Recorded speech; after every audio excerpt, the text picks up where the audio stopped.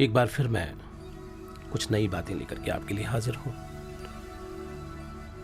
जिंदगी जिस रफ्तार से आगे बढ़ रही है, जिस रफ्तार से आप जिंदगी जिए चले जा रहे हैं, जिस रफ्तार से आप जिंदगी जिए चले जा रहे हैं, उसमें कई बार आप भूल जाते हैं कि जिस दिशा में आप आगे बढ़ रहे हैं, जो कार्य आप करते चले जा रहे हैं, क्या वो आपके लिए है या नहीं है।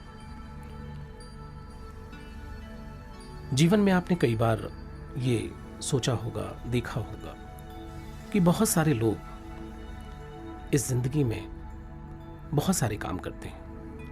कभी वो कुछ करने लगते हैं, कभी वो कुछ करने लगते हैं, कभी कुछ करने लगते हैं। जैसा जो बता देता है वैसा करने लगते हैं। कई बार घर वाले भी बोल देते हैं तो वैसा करने लगते हैं। कई बार दोस्त बोल देते हैं तो वैसा करने लगते हैं। कई बार ऐसा होता है कि आप किसी काम को करते चले जाते हैं, करते चले जाते हैं, लेकिन उस काम को आप बेमन से कर रहे होते हैं। आपका मन नहीं लगता उसमें, आपकी आत्मा उस काम में नहीं बसती है। आपको वो काम करना होता है क्योंकि आपको अपना घर चलाना है, परिवार चलाना है, आपके बच्चे हैं, बीवी है, हो सकता है कि आपकी शादी होने वाली हो। तो जिस काम को आप कर रहे हैं, आप सिर्फ चंद पैसों के लिए आप उस काम को करते चले जाते हैं, लेकिन आपका दिल दिमाग उसमें नहीं रमता। बार बार आपकी अंतरात्मा कहती है कि शायद ये काम मेरे लिए नहीं, लेकिन उसके बावजूद भी आप करते हैं। ये हिम्मत नहीं जुटा पाते हैं कि मैं कुछ और करूं। और एक स्थिति ऐसी भी आती है जब आप अपनी उस स्थिति को अपनी नियति मानकर कि शायद और शायद मेरे भाग्य में यही है, यही लिखा है मेरे भाग्य में, मुझे शायद यही करना है, मेरे पास कोई और रास्ता नहीं है, आप उसे अपनी नियति मानकर उसे जीते चले जाते हैं, उसे ढोते चले जाते हैं, उसको अपना सत्य मान लेते हैं, उसको अपने जीवन का हिस्सा बना लेते हैं। आपको लगता है कि शायद अब मेरे जीवन में और कोई कार्य नहीं है सिवाय इसके। वो आपकी स्वतः स्फूर्त, स्पॉन्टेनियस आपकी फीलिंग्स नहीं है, आपका अंतस नहीं है कि आप जो करना चाहते हैं वो सही मायने में आप करें, ऐसा नहीं हो पाता है। और एक आदत आपको पड़ जाती है, और ये कहा भी गया है कि जो आपकी आदत है वही आपकी प्रकृति बन जाती है। आपकी बिलीफ, आपकी धारणाएं वही बन जाती हैं। मैं इस बात को एक छोटी सी कहानी के माध्यम से आपको स्पष्ट करना चाहता हूं कि मनुष्य के विकास की बहुत ही प्रबल संभावनाएं हैं। उसके अंदर बहुत बड़ी ऊर्जा का स्रोत छुपा हुआ है। वो चाहे तो जीवन में बहुत कुछ कर सकता है, लेकिन उसकी जानकारी ना होने की वजह से उन तमाम संभावनाओं को वो जन्म नहीं दे पाता। और जब वो तमाम संभावनाएं पुष्पित पल्लवित ही नहीं होती हैं, तो जिंदगी एक अजीब तरह की दिशा लेकर के कुछ और ही बन जाती है। मैं एक छोटी सी कहानी आपके साथ शेयर करता हूं। एक राजा को दो सुंदर बाज के बच्चे, बाज एक बहुत ही सुंदर पक्षी है, बहुत ही स्ट्रांग पक्षी है, बहुत ही शक्तिशाली और ताकतवर। उसके दो सुंदर सुंदर बच्चे एक राजा को दिए गए। राजा ने जब देखा कि ये दो सुंदर पक्षी जो कि बहुत ही सुंदर और शक्तिशाली व्यक्तित्व के धनी हैं, तो इनको पालने में मुझे बहुत आनंद आएगा। राजा ने उन दोनों बाज को पालने के लिए स्पेशल अरेंजमेंट किए और उन्होंने एक व्यक्ति को अपॉइंट किया कि आप इन दोनों बाज को, इनकी परवरिश को बहुत अच्छी तरीके से करेंगे, जिससे कि ये अपनी पूर्ण सौंदर्य को प्राप्त हो, देखे तो कोई लगे कि हां, ये राजा के बाज है। दिन बीतते गए, समय बीतता गया, महीने बीते, और जब काफी समय हो गया तो ये खबर मिली कि वो जो बाज हैं वो पूर्ण यौवन को प्राप्त हो चुके हैं, वो बड़े हो गए हैं, देखने में बहुत ही सुंदर प्रतीत होते हैं। तो राजा का मन जो था वो प्रसन्नता से भर गया। उसने अपने सहयोगियों को बुलाया और उन्होंने कहा कि मुझे उस वन में ले चलो जहां उन दोनों बाजों का पालन पोषण हुआ है। मैं देखना चाहता हूं उनके सौंदर्य को, उनकी सुंदरता को, उनकी शक्ति को, उनके पराक्रम को।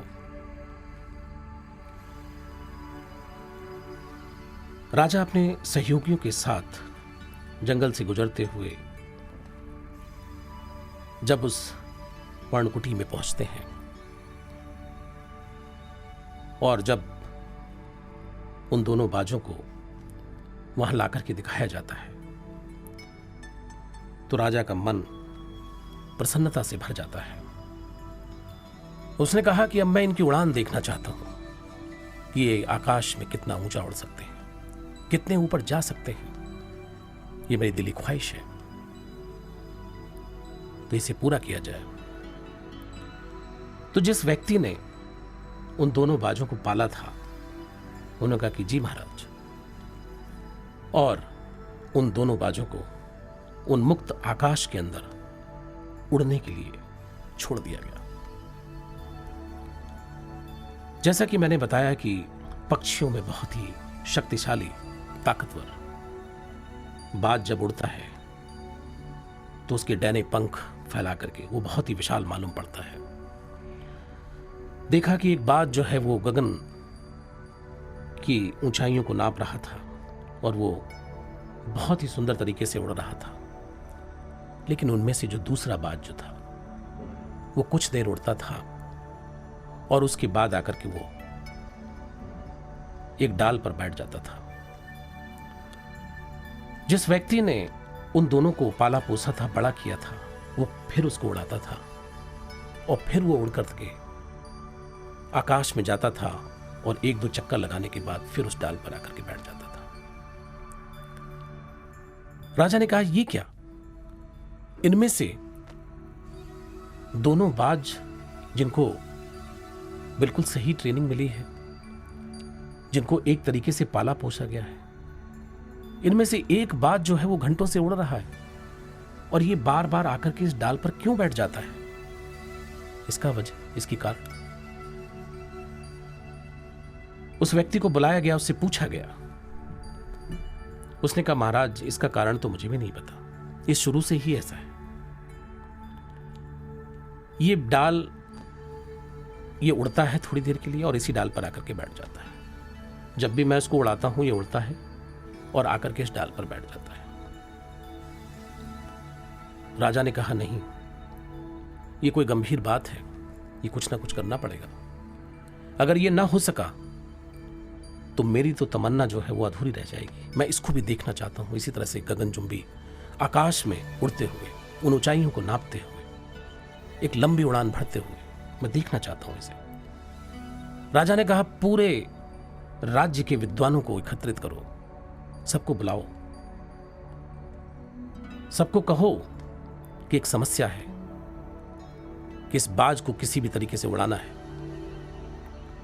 राज्य के तमाम विद्वान, पक्षी विशेषज्ञ, सबको बुलाया गया, सबसे विचार लिए गए। किसी ने कुछ खिलाने पिलाने की तरकीब सुझाई, तो किसी ने उसके पैरों में मालिश करने की, किसी ने उसके पंखों को की एक्सरसाइज करने की, किसी ने कोई और ट्रेनिंग सुझाई। कुछ पक्षी विशेषज्ञों ने तो उसका स्थान बदल देने की तमाम तरकीबें सुझाई। कुछ लोगों ने कहा कि इसका ट्रेनर बदल दिया जाए। ये सारी की सारी अटकलें लगाई जा रही थी, लेकिन चुनौती ये थी कि राजा ये देखना चाहते थे कि ये बाज अपनी एक लंबी उड़ान भरे, और वो संभव नहीं हो पा रहा था। राज्य के सभी विशेषज्ञ जब इस कार्य में फेल हो गए, तमाम कोशिशों के बावजूद भी बाज उड़ता, कुछ चक्कर लगाता और एक दो चक्कर लगाने के बाद में उसी डाल पर आकर के बैठ जाता। राजा ने कहा कि अब विशेषज्ञों को छोड़िए, राज्य की आम जनता को आमंत्रित करो और कहो कि क्या कोई ऐसा व्यक्ति है इस धरती पर कि जो इस बाज को उड़ा सके। तो पूरे शहर में ढंढोरा पिटवाया गया, गली गली इस बात का अनाउंस किया गया कि राजा की बाज को जो उड़ा सकता है और उसको राजा मुंह मांगी रकम देंगे। लेकिन चुनौती यह है कि वो उड़ना चाहिए जिस तरह से वो बाज उड़ता है, उसका साथी उड़ता है। बहुत ढूंढने के बाद में एक गरीब किसान आया। उसने कहा, महाराज मैं कोशिश करना चाहता हूं। राजा ने कहा कि इनको पूरी स्वतंत्रता दी जाए और जो भी ये चाहते हैं वो किया जाए। उसने कहा, महाराज मैं इस कार्य को कर सकता हूं, ऐसा मुझे लगता है, लेकिन मुझे 1 महीने की समय दिया जाए। राजा ने कहा कि तुम 2 महीने का समय ले सकते हो। उस गरीब किसान के हवाले उस बाज को कर दिया। अब वो भी उस पर्णकुटी में रहता था, गरीब किसान।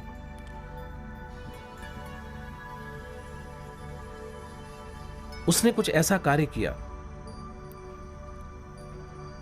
कि जिसमें पूरे शहर भर में, पूरे राज्य में यह हवा फैल गई कि अब वो बाज उड़ता है, अब वो आकाश की ऊंचाइयों को नापता है, अब वो अपने साथी की तरह उड़ता है। पूरे राज्य में इस बात की चर्चा थी कि ये विद्वान व्यक्ति कौन है। सबने कहा ये किसान है। तो राजा की उत्सुकता हुई कि उस किसान को मेरे सामने लाया जाए। मैं पूछना चाहता हूं कि उसने आखिर ऐसा क्या किया कि जिसकी वजह से ये बात जो है वो आकाश में उड़ने लगा। किसान को हाजिर किया गया दरबार के अंदर। उससे पूछा कि हम बहुत प्रसन्न हैं और जैसा कि मैंने कहा कि आपको मुंह मांगी रकम दी जाएगी, सिर्फ मुझे ये बताइए, मैं इस बात को सुनने के लिए उत्सुक हूं, मेरी जिज्ञासा बढ़ रही है कि आखिर तुमने ऐसा क्या किया कि जो ये बात जो है ये आकाश में उड़ने लगा। उसने कहा, महाराज मैं तो बहुत ही सीधा सरल व्यक्ति हूं, एक आम किसान हूं। मैंने कुछ नहीं किया महाराज, मैंने वो डाल ही काट दी। मैंने वो डाल ही काट दी महाराज। अब उसके बैठने का कोई ठिकाना ही नहीं है, तो उसको उड़ना ही पड़ा। उसको आदत पड़ चुकी थी उस डाल की, उस डाल को छोड़ करके कहीं जाता ही नहीं था। बंधुओं, हम भी अपने जीवन में कई बार ऐसा ही करते हैं। हम उसी कार्य को करते चले जाते हैं जो हमारे बेमन का है, जिसमें हमारी आत्मा नहीं बसती है। हम उससे चिपके रहते हैं। हम उसी में ही बहुत सारी चीजें ढूंढने की कोशिश करते रहते हैं। हम कोई नया रास्ता नहीं अपनाते। हम उससे चिपके रहना चाहते हैं क्योंकि वो कहीं ना कहीं हमारी उस उड़ान को बाधित करती है। हम आकर के उसमें संतुष्ट हो लेना चाहते हैं। हम अपनी ऊर्जा को नहीं खर्च करना चाहते। हम उसमें समाहित हो लेना चाहते हैं। हमको लगता है कि शायद यही हमारी एक बाउंड्री है, यही हमारी सीमाएं हैं। बंधुओं, जब उस बाज को वो अपनी डाल नहीं मिली, बैठने के लिए कोई रास्ता नहीं था, उसको उड़ना ही पड़ा। जिंदगी भी इसी तरह से है। पुराने रूढ़ विचारों से चिपके रहना, उन्हीं में ही अपने आप को जस्टिफाई करते रहना, उन्हीं में ही आप अपनी संभावनाओं को तलाशते रहना, यह आपके विकास में बाधक है, आपकी सफलता में बाधक है। जीवन में आपको ऊंची उड़ान भरने के लिए कुछ चीजों को अपने जीवन से हटा देना होता है, कुछ चीजों को छोड़ देना होता है। अगर आप अपने जीवन को बांधे रखेंगे कोई चीजें आपको, तो निश्चित रूप से आपकी उड़ान में बाधा पड़ेगी। और आप जिसके लिए इस धरती पर आए हैं, जिस ऊंचाइयों को आप नाप सकते थे, जिस ऊंचाइयों पर आप चढ़ सकते थे, जिस ऊंचाई से आप इस पूरी दुनिया को देख सकते थे, वहां आप नहीं पहुंच पाते हैं। जब बाज उड़ता है तो अपने विशाल डैने पंखों से वो काफी शक्ति और ताकत का प्रदर्शन करता है, लेकिन मैं आपको बताना चाहता हूं कि जब वो आकाश में एक ऊंचाई को प्राप्त कर लेता है, तब वो उड़ता नहीं है, सिर्फ बहता है, तिरता है। उसको शक्ति लगाने की आवश्यकता नहीं पड़ती। आप इस दुनिया की खींचतान से जब तक ऊपर नहीं उठेंगे, आप बह नहीं पाएंगे, तिर नहीं पाएंगे। आज के लिए इतना ही। नमस्कार।